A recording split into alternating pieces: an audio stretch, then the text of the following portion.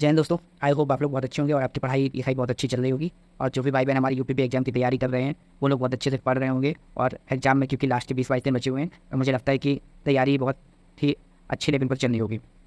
तो जैसा कि हमने एक वीडियो में आपको बताया था कि हम जब लास्ट के 20-22 दिन बचेंगे तो उसमें एक स्टडी प्लान तैयार करेंगे कि कैसे हम अपनी तैयारी को और अच्छे ढंग से कर सकते हैं। तो ये वीडियो उससे ही रिलेटेड है।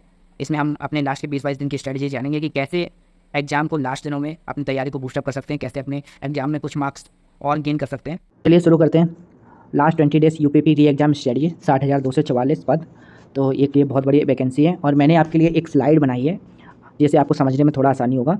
तो एक एक करके समझते हैं कि क्या हमारी स्ट्रेटजी रहेगी, क्या कैसा। तो मैंने एक एक चीज़ को पॉइंट बाई पॉइंट बताया है तो आपको जिससे थोड़ा आसानी हो जाएगा। तो ये चलिए सिलेबस देखते हैं। तो सिलेबस में आपका जनरल नॉलेज 38 क्वेश्चन 76 मार्क्स, मतलब 1 क्वेश्चन 2 मार्क्स का होता है। तो जनरल हिंदी आपके 37 question 74 marks. Numerical and mental ability test जिसमें आपके 38 क्वेश्चन होते हैं। तो 38 क्वेश्चन में जैसा कि 18 क्वेश्चन आपके मानसिक क्षमता के अप्रॉक्सिमेटली और 20 क्वेश्चन आपके मैथ के होते हैं। जो 18 क्वेश्चन जो हो जाते हैं वो आप रीजनिंग बोल दिया जाता है कि ये रीजनिंग के क्वेश्चन है। तो मैथ के आपके अप्रॉक्सिमेटली 20 क्वेश्चन ही होते हैं। उसके बाद आ जाते हैं मानसिक अभिरुचि, मेंटल एबिलिटी टेस्ट और इंटेलिजेंस क्वेश्चन टेस्ट और रीजनिंग। जो रीजनिंग का पार्ट होता है वो अप्रॉक्सिमेटली जो जाना जाता है वो 55 मार्क्स 55 क्वेश्चन के आसपास जाना जाता है कि 55 क्वेश्चन आपके रीजनिंग में और बाकी 20 क्वेश्चन आपके मैथ में और हिंदी में आपके 37 क्वेश्चन और जनरल नॉलेज में आपके 38 क्वेश्चन, जिसके लिए आपका टाइम 2 आवर्स का दिया जाता है। ठीक है, तो चलिए नेक्स्ट स्लाइड में बढ़ते हैं। स्ट्रेटजी क्या होनी चाहिए जैसे आप लास्ट के 20 दिन को अपने बहुत अच्छे तरीके से यूटिलाइज कर सकते हैं। तो सबसे पहले आपको मूल्यांकन और प्राथमिकता मतलब प्राथमिकता मतलब प्रियोरिटी, और मूल्यांकन मतलब अपने आप को ये एनालाइज करना कि आप किस लेवल पर है। मतलब सबसे पहले सपोज दैट आपने कोई एग्जाम टेस्ट मॉक टेस्ट दिया, उस मॉक टेस्ट के बेसिस पे अपने एनालिसिस करना है अपने आप को कि आप अभी वर्तमान स्थिति आपकी क्या है, आपके कितने मार्क्स आ रहे हैं और मतलब आपको कहाँ फोकस करने की ज़रूरत है। और प्राथमिकता मतलब आपको कौन से टॉपिक ऐसे हैं जिनको आपको प्राथमिकता देनी है। कहीं आप किसी टॉपिक में आपका ज़्यादा टाइम लग रहा है या कोई ऐसा टॉपिक है जो आपको जिसका वेटेज ज़्यादा है और मतलब उसको करना ही करना है, तो जो भी मतलब ज़्यादा वेटेज वाले टॉपिक होंगे उनको आपको ज़्यादा महत्व देना है। मतलब कि जैसे किसी टॉपिक से आपके 10 नंबर के क्वेश्चन आ जाते हैं, किसी टॉपिक से आपके 8 नंबर के क्वेश्चन आ जाते हैं, तो इन टॉपिक को आपको बहुत महत्व देना है क्योंकि यहीं आपके मार्क्स गेन होंगे। क्योंकि अगर आप एक टॉपिक भी छोड़ देंगे तो आपको कहीं ना कहीं बहुत ज़्यादा नुकसान हो जाएगा। तो पहला पॉइंट आप समझ चुके हैं कि अपनी वर्तमान स्थिति का मूल्यांकन करें। कैसे करेंगे? आप मॉक टेस्ट देंगे, मॉक टेस्ट के बेसिस पे अपने नंबर कैलकुलेट करेंगे और उसके बाद अपने जो सॉल्यूशन होगा उसको देखेंगे कि कहाँ पर आप लैग कर रहे हैं, कहाँ पर आपको ज़्यादा टाइम लग रहा है। और उसके बाद जो टॉपिक ज़्यादा वेटेज कैरी करते हैं, ज़्यादा नंबर कैरी करते हैं, उनको आपको प्राथमिकता देनी है कि आपको उन टॉपिक को बहुत ज़्यादा अच्छे तरीके से पढ़ना है। तो ये आपका हो गया पहला पॉइंट, मूल्यांकन और प्राथमिकता। चलिए बढ़ते हैं नेक्स्ट स्लाइड की तरफ। तो नेक्स्ट स्लाइड में दैनिक दिनचर्या आपका कैसी रहेगी। तो आपकी दैनिक दिनचर्या में आप जैसे सवेरे उठें तो सबसे पहले आप क्या करेंगे, क्योंकि मॉर्निंग में आपका फ्रेश माइंड होता है।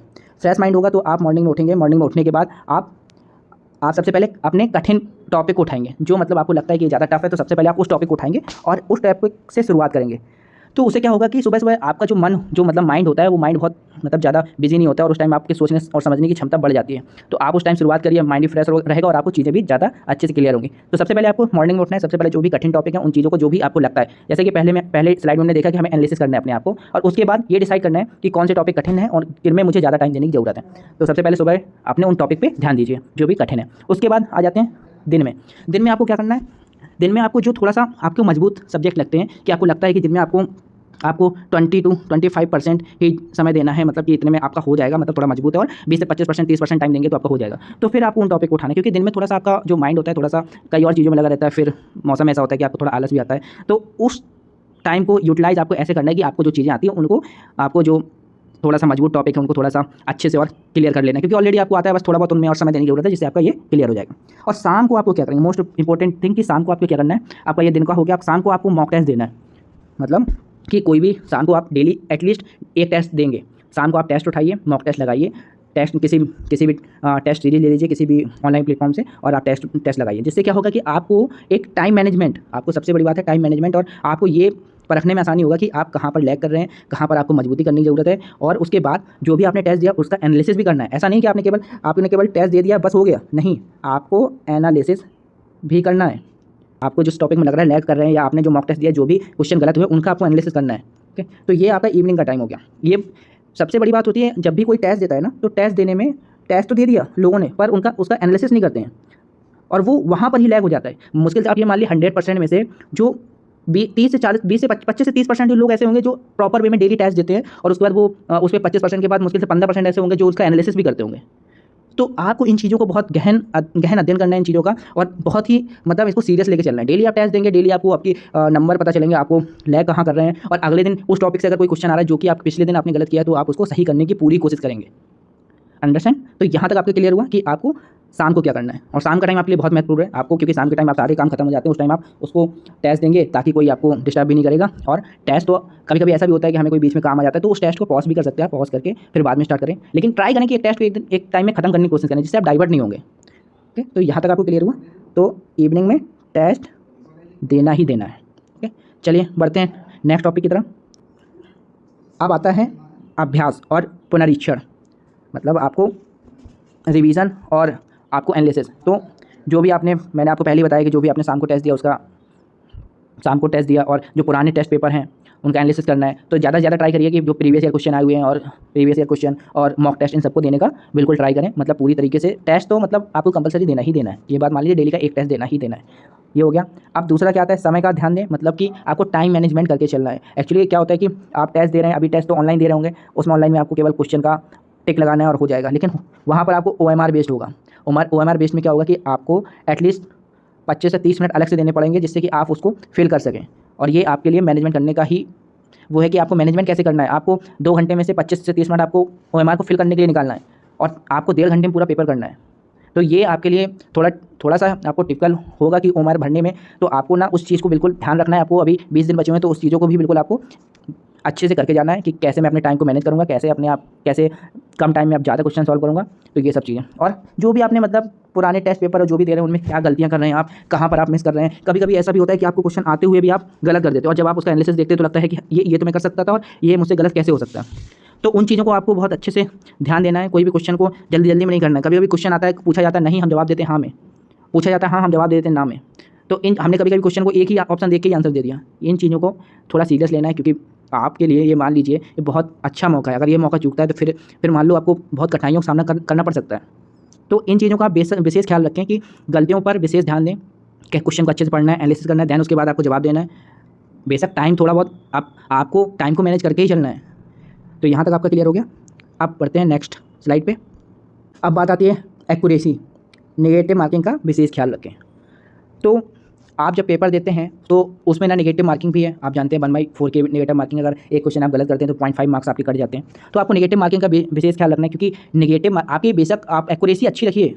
आप अगर मान के चलिए आप क्वेश्चन को आप सोच रहे हैं 250 नंबर और आपके 230 ही आ रहे हैं, 230 भी आ रहे हैं, तो आप बहुत अच्छा कर पा रहे हैं, आप अच्छा है, ठीक है, आपने अच्छा किया है, क्योंकि आपकी ये एक्यूरेसी है। आपको एक्यूरेसी मेंटेन करके चलनी है, क्योंकि ये मान लीजिए पेपर में एक्यूरेसी बहुत इंपॉर्टेंट होती है।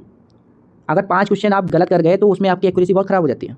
तो ट्राई करना है कि आपको बिल्कुल एटलीस्ट एक्यूरेसी 90-95% बना के चलनी है, ताकि आपके अगर कुछ क्वेश्चन गलत भी होते हैं तो आप टाइम मैनेजमेंट के साथ कुछ क्वेश्चन ज़्यादा अटेम्प्ट कर लेंगे, जिससे कि आपकी एक्यूरेसी कोई कॉम्प्रोमाइज़ ना हो।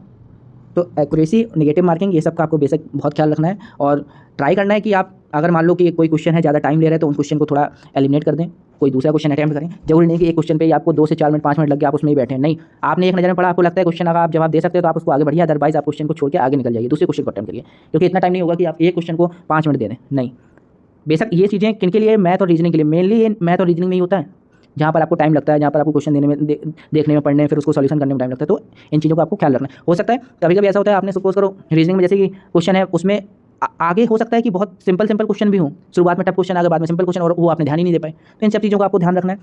तो यहाँ तक आपको क्लियर हुआ कि एक्यूरेसी आपको मेंटेन करके चलनी है। चलिए बढ़ते हैं नेक्स्ट स्लाइड पे। तो नोट्स बनाएं। तो जो भी सपोज दैट आप कोई भी टेस्ट सीरीज़ दे रहे हैं या फिर कोई भी आप नोट्स पढ़ रहे हैं, तो उसको ना शॉर्ट नोट्स, छोटे छोटे नोट्स बनाइए, ताकि आपको पढ़ने में आसानी हो। कोई एक लाइन लिखी हुई है ऐसे, तो उसको आपको बिल्कुल शॉर्ट में इतना ही कर दें और उसके बाद ये खत्म हो जाए, ताकि आपको लास्ट टाइम में पढ़ने और समझने में आसानी, क्योंकि अपने नोट्स पढ़ने में ही सबसे ज़्यादा आपको समझ में आता है। किसी दूसरे के नोट्स पढ़ेंगे कभी समझ में नहीं आएगा। तो शॉर्ट नोट्स अपने बनाइए, पेपर दीजिए, शॉर्ट नोट्स को बनाइए, फॉर्मूले को एक पेज में लिख के रखिए, जो भी फॉर्मूले आपको लगता है कि ये ज़्यादा इंपॉर्टेंट है और जो आपको बार बार गलत कर रहे हैं आप लोग, तो उन सबको एक पेपर में नोट डाउन कर लीजिए। आपके छोटे छोटे नोट्स, शॉर्ट नोट्स, उन सबको एक पेपर में नोट डाउन करते रहिए, जैसे कि क्या हो, लास्ट टाइम आप 1-2 दिन में उन सारी चीज़ों को कवर अप कर लें। जिससे क्या होगा कि आपको टाइम नहीं लगेगा किसी चीज़ को पढ़ने में। आप जा रहे हैं, कहीं बैठे हैं, आप उन चीज़ों को पढ़ सकते हैं। तो ये है शॉर्ट नोट्स बनाने का तरीका, और मैं आगे आपको दिखाऊंगा कैसे मैं जब पढ़ता था तो मैं कैसे नोट्स बनाता था, मैं आपको आगे दिखाऊंगा। कि आगे बढ़ते हैं। अब सबसे इम्पोर्टेंट चीज़, शारीरिक और मानसिक तैयारी। आपको अपने शरीर का और माइंड का, दोनों का ख्याल रखना है। मेंटली प्रिपेयर रहना है और फिजिकली आपको शरीर से भी ऐसा ही रहना है। ऐसा नहीं करना है कि आप मतलब अपने शरीर पे कॉम्प्रोमाइज़ करें और मतलब आप पे बीमारी हो जाए, भगवान ना करे ऐसा हो, लेकिन फिर भी आपको अपने हेल्थ पे बिल्कुल ध्यान देकर चलना है, जिससे आपको, क्योंकि पेपर नज़दीक है, अगर आपको इस टाइम पे अगर थोड़ा बहुत बीमारी हो गई, कुछ फीवर आ गया, तो इससे क्या होगा कि आपका टाइम बर्बाद हो जाएगा। तो आपको प्रॉपर आपकी नींद प्रॉपर लेनी है और आपके खाने पीने पे प्रॉपर फोकस करना है, ताकि जिससे आप अपने मेंटली प्रिपेयर रहें और शारीरिक भी प्रिपेयर रहें, जिससे कि आपको कोई परेशानी ना हो और आप अच्छे से पेपर तक बिल्कुल परफेक्टली होकर आप अपना पेपर दें। क्योंकि आप शरीर से स्वस्थ रहेंगे तभी आप आगे को सोच सकते हैं। अगर आप शरीर से थोड़ा भी अस्वस्थ हो गए ना, तो फिर आपको किसी भी चीज़ में मन नहीं लगेगा, कुछ भी नहीं कर पाएंगे। तो ये चीज़ होती है, आपको अच्छे से सोना भी है, आप आराम से 7 to 8 आवर्स की नींद लीजिए, अच्छे से खाइए। बाकी पूरा दिन पड़ा हुआ है पढ़ने के लिए, आप दिन भर पढ़िए, रात में पढ़िए, कोई दिक्कत नहीं है। 7 to 8 आवर्स अपना सोइए, जिससे क्या हो कि आपका माइंड भी एक अच्छी अवस्था में रहे, जिससे कि आप क्वेश्चन भी प्रॉपर वे में सॉल्व कर पाए। तो इस चीज़ों को इग्नोर नहीं करना, अपने हेल्थ को लेकर कॉम्प्रोमाइज़ नहीं करना, कभी भी नहीं करना। हेल्थ हमारे हमेशा प्रायोरिटी पे ही होनी चाहिए, हमेशा, ठीक है। क्योंकि सब चीज़ हो सकती है, पर हेल्थ एक बार ख़राब होती है तो बहुत नुकसान दे देती है। ओके, तो चलिए आगे बढ़ते हैं। अब लास्ट के 2 दिनों में क्या करना है, लास्ट के 2 दिनों में जो भी आपने जो शॉर्ट नोट्स बनाए थे उनका रिवीजन करना है, थोड़े अपने माइंड को रिलैक्स करना है। जो शॉर्ट नोट्स, जो छोटे छोटे नोट्स, जो एक पेज में आप बहुत ज़्यादा नोट्स हल्के हल्के बनाए हैं, उनको रिवीजन करना है। जो भी आपको लगता है थोड़ा बहुत आपको कहीं लैग कर रहे हैं, आप उन चीज़ों को थोड़ा और रिवाइज़ कर सकते हैं अच्छे से, और उसके बाद अपने आप को थोड़ा सा रिलैक्स देंगे और अपने पेपर के लिए प्रिपेयर हो जाएंगे। तो मेनली आप लास्ट टाइम अपना रिवीजन में फोकस करिए, क्योंकि रिवीजन ही सबसे बेस्ट रहेगा। क्योंकि लास्ट टाइम अगर रिवीजन कर लेंगे तो उससे क्या होगा कि सारा कुछ क्लियर हो जाएगा एक बार में, और लास्ट टाइम में भी आपको सब कुछ याद रहेगा। और उसके बाद आप थोड़ा सा अपने आप को रिलैक्स भी करेंगे, जिससे आपका पेपर बहुत अच्छा होगा। तो ये हो गया। अब चलिए बढ़ते हैं नेक्स्ट। अब ये आ जाता है कि आपको अटैम्प्ट कैसे करना है, कितने क्वेश्चन अटैम्प्ट करने हैं। तो ये सब आपके लिए ही मैंने बनाया है, आपके लिए मेहनत की है कि कैसे क्या हो करना है आपको। तो लाइक तो बनता है, प्लीज़ लाइक करना अगर आपको पसंद आए तो। तो यहाँ पर आपको जनरल नॉलेज आपके, जिसमें 38 क्वेश्चन होते हैं और 76 मार्क्स के होते हैं। तो इसमें आपको क्या करना है, जो आपको 29 to एटलीस्ट 31 क्वेश्चन अटैम्प्ट करने हैं, और विथ एक्यूरेसी आपको मेंटेन करनी है।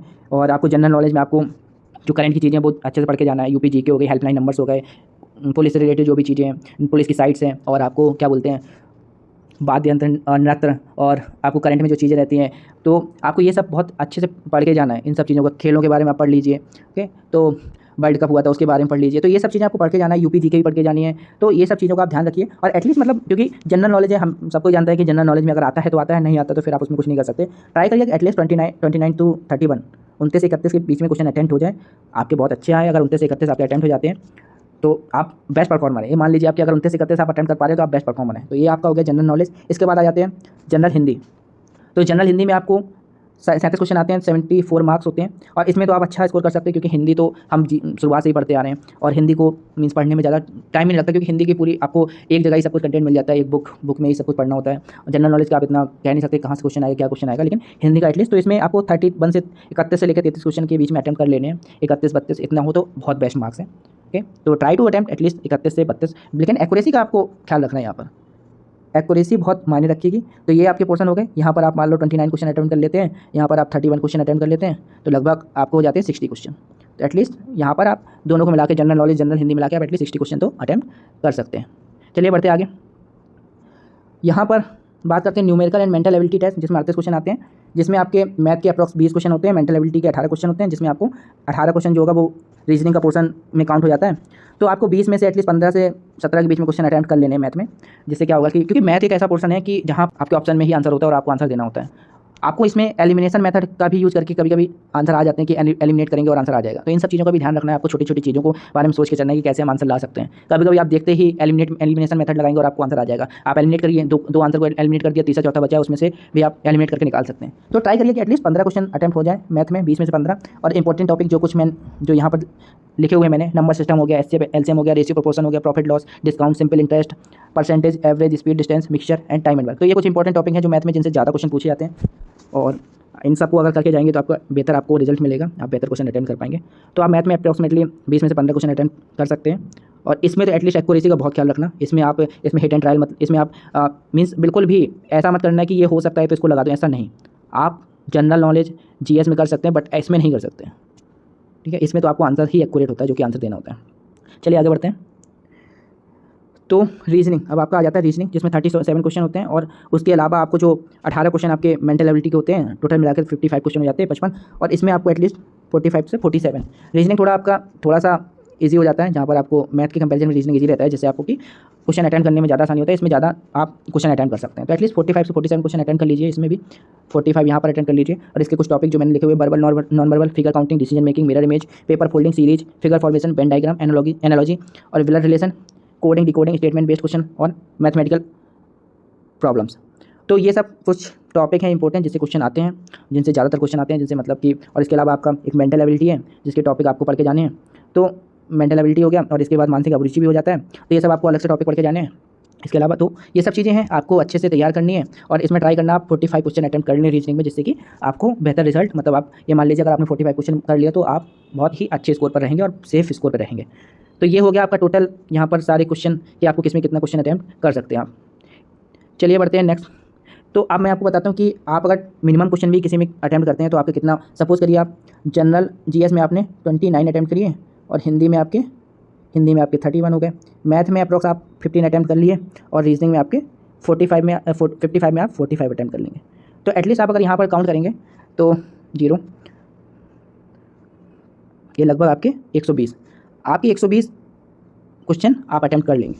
और बेशक 120 क्वेश्चन अटेम्प्ट कर लेंगे और उसके अलावा आपको OMR भी फिल करनी है। तो इसके लिए आप टाइम का विशेष ध्यान रखें, जिससे क्या हो कि आप एटलीस्ट OMR तो पूरा फिल करने। कभी कभी ये होता है कि OMR में आप फिल नहीं कर पाते और छूट जाता है, और तो वो सबसे बहुत बुरा लगता है, क्योंकि एक भी क्वेश्चन आपका छूटेगा ये सही नहीं है। आप सबको OMR में भरिए और टाइम बचा के रखिए, पहले से प्रिपेयर रहिए इन सब चीज़ों का। अगर आप 120 क्वेश्चन भी अटेम्प्ट कर लेते तो आपके 240 बन जाते हैं, और 240 इनफ है आपका, मतलब आप सेफ़ हैं 240 में भी, क्योंकि यहाँ पर आपका एक्यूरेसी मायने रखेगा, एक्यूरेसी ही मायने रखेगा, क्योंकि अगर आप एक्यूरेसी के साथ करेंगे क्वेश्चन तो आपको बहुत ही बेनिफिट मिलेगा।